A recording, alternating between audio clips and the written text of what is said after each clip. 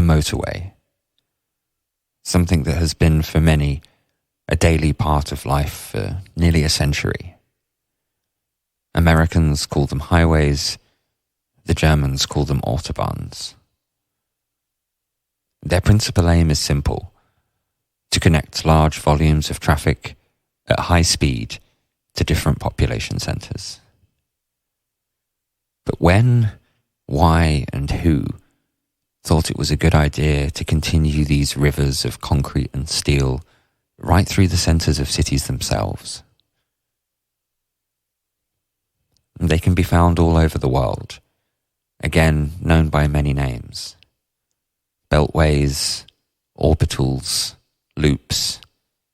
In Leeds, it is a name which strikes fear and disgust in the heart of every motorist: the inner ring road. In this episode, we're going to look at the story of Leeds' inner ring road and the city's complicated relationship with the motorcar in the decades that have followed, its ripple effects into urban planning throughout the country, how it changed the way we lived and very much shaped the physical space we inhabit today.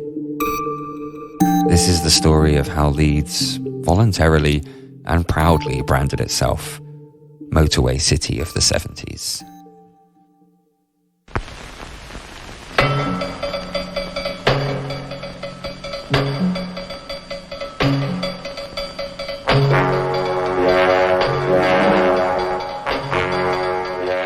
By the mid-1950s, the number of licensed vehicles in Britain had surpassed 5 million, which might not seem like much until you remember that there were no motorways at all. The country's road network was quite literally archaic, some of it dating from the Romans. It was designed for the two principal modes of transport that had dominated the centuries preceding: walking or horses. The canals and then the railways had briefly taken the burden of the huge increase in industrial and commercial traffic that the Victorian era brought with it. But by the 1950s, increasing amounts of this traffic, driven by the cheaper costs, were turning to the road. That, coupled with private car ownership rapidly becoming the norm, had left the streets gridlocked in most cities and towns. Something had to be done. In 1960, Ernest Marples, Transport Minister in Harold Macmillan's Tory government, commissioned the now infamous report by architect, civil engineer and planner Colin Buchanan. The report was called Traffic in Towns. Although somewhat unimaginative in its title, the policies put forward in the report went on to shape the development of the urban landscape in the country in the decades that followed. To coincide with the report's release in 1963, the Ministry for Transport commissioned a short film presented by journalist James Cameron to publicise the results. Now what they're trying to do is... Sorry. This really explains what I was trying to say.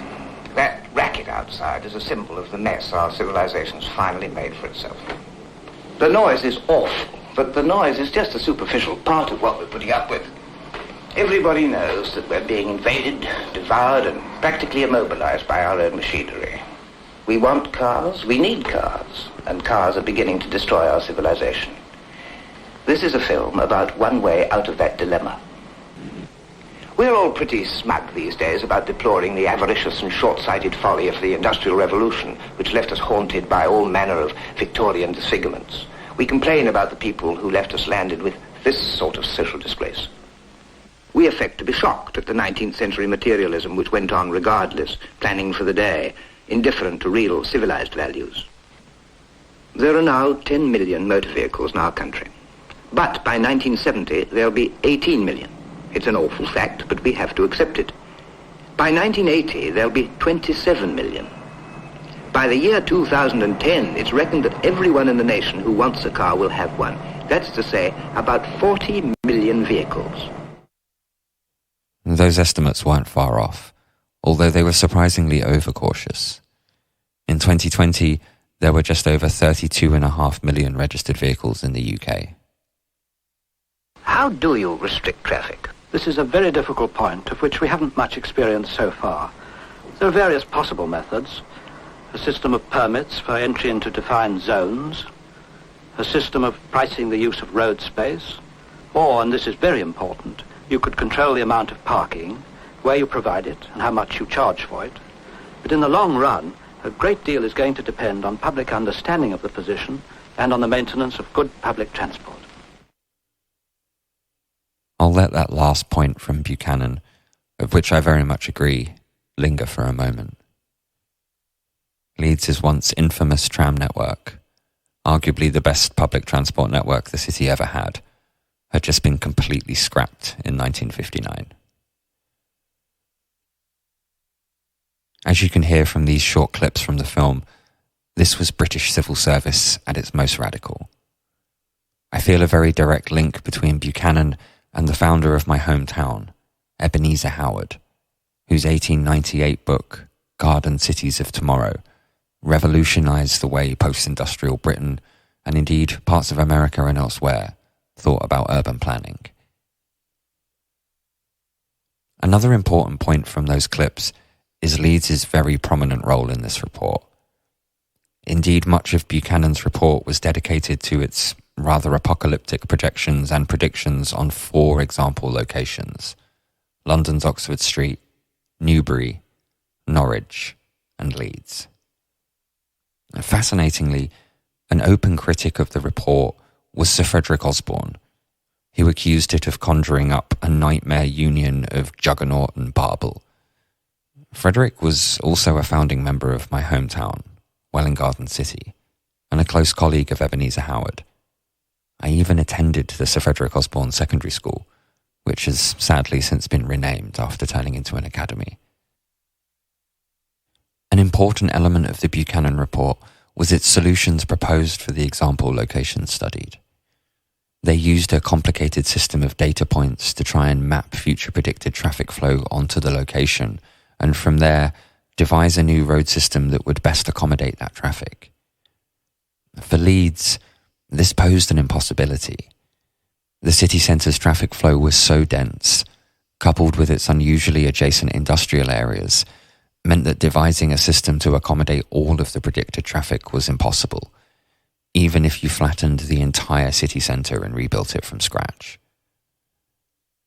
And whilst the report undoubtedly signalled a welcome and needed shift in thinking, by recognising that there were environmental disadvantages from traffic, and that large increases in capacity can exacerbate congestion problems, not solve them, this awareness of environmental impact was way ahead of its time and not translated into policy for some years in other countries, such as Germany or the US, where the promotion of traffic flow remained paramount.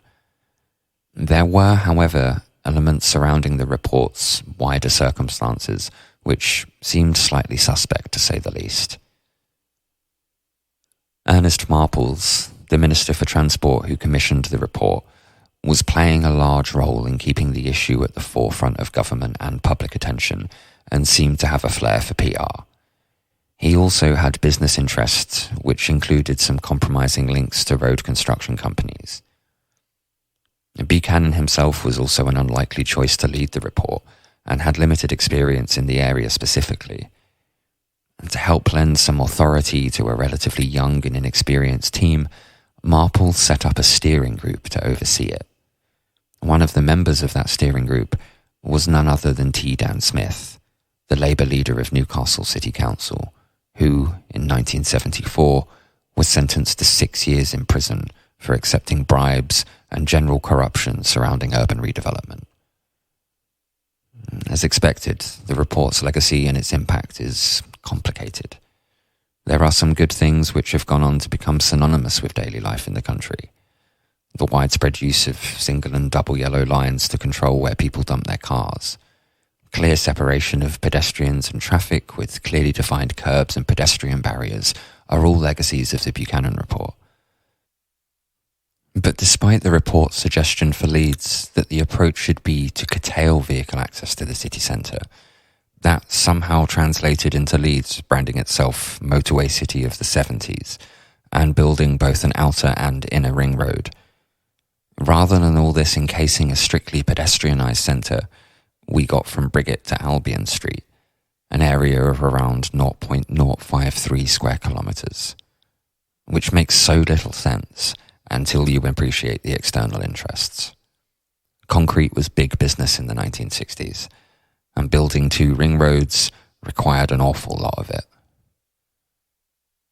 It's worth mentioning another government-sponsored report which came out at the same time as the Buchanan, the infamous Beeching reports in 1963 and 65, which saw the loss of an enormous chunk of Britain's railway network. It feels like another potentially well-intentioned exercise that was perverted by road interests during its course. Yes, the railway network was woefully inefficient and needed modernising, but the way it was executed, quite literally, and the decades of problems that followed are surely their own proof of that.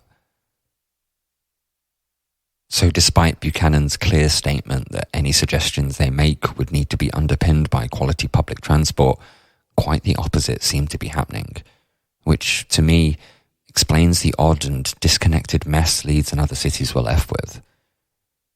To further complicate matters in Leeds, the Inner Ring Road had actually been proposed years earlier to Buchanan's published report, back in 1955, but crucially, as a dual carriageway. It was in 1963, I'm sure not coincidentally, that central government upgraded the road to a motorway. However, by this point, planning was already 9 years deep, and construction was due to start so imminently that the fundamental changes needed to the design were unable to happen.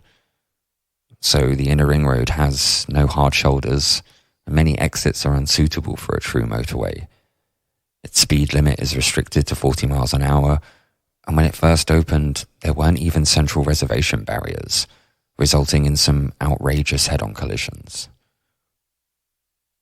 The road was built around the city centre in 3 stages in the 1960s and 70s.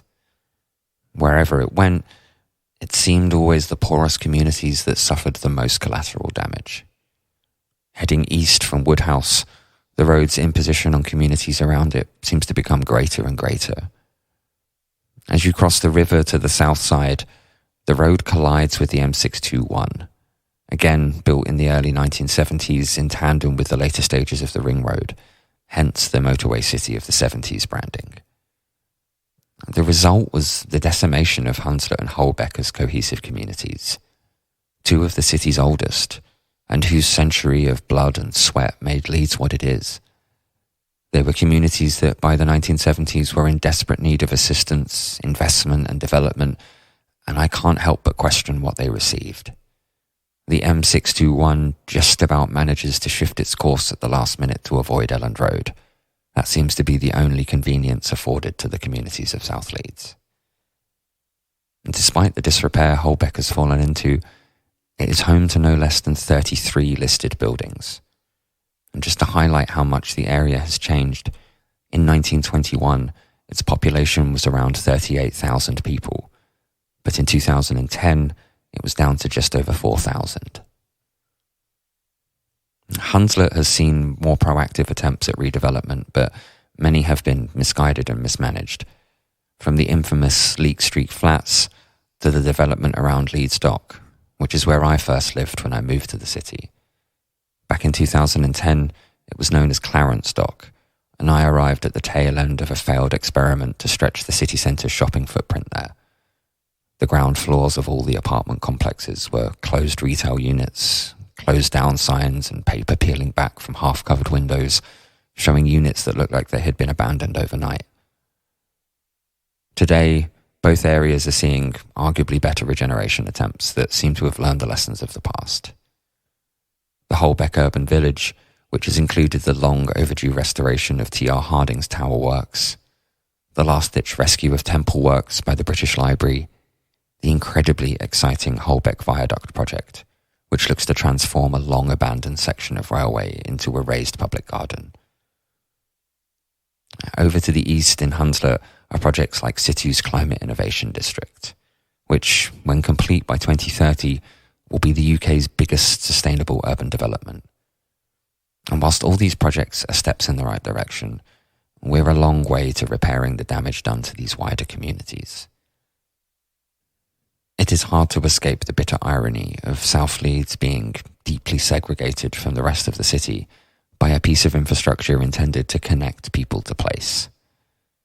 I feel it's often worth stopping and remembering just how much we've sacrificed, and continue to do so, for the convenience of jumping in our car.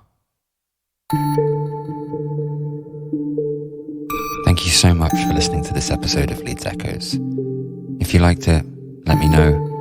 And in the meantime, stay safe, take care, and love where you live.